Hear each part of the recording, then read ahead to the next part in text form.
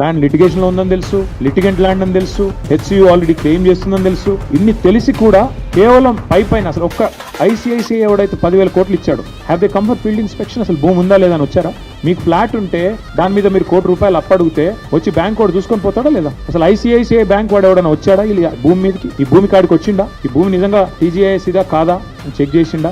ఏది జరగలేదు. కేవలం పేపర్లు, ఫోన్ కాల్లు, ఈమెయిల్లు, బ్రోకర్లు, కమిషన్లు, దందాలు, వాటి ఆధారంగా 10,000 కోట్లు ఇవాళ రాష్ట్ర ప్రభుత్వానికి ట్రాన్స్ఫర్ అయినాయి. ఈ 10,000 కోట్లు రేవంత్ రెడ్డి వాళ్ళ అబ్బనో కట్టాడు. అల్టిమేట్ గా ప్రభుత్వం కట్టాలి, ప్రజల పైసలు మళ్ళీ రేపు కట్టాల్సింది. రేపు వచ్చే ప్రభుత్వం మళ్ళీ మాదే. అవసరమైతే మరి మేము కూడా దీన్ని చూడాలి ఏం చేయాలి. అల్టిమేట్ గా నేను అనేది ఏమంటే, ఈ అక్రమ లావాదేవీకి సంబంధించిన ఈ రుణం ఏదైతే వాళ్ళు ఉన్నారో బాండ్స్ రూపంలో తీసుకున్నారో, ఇది ప్రభుత్వం చేసిన అతిపెద్ద నేరం. 2 ప్రైవేట్ సంస్థలు కుమ్మక్కై చేసిన ఆర్థిక దోపిడీ.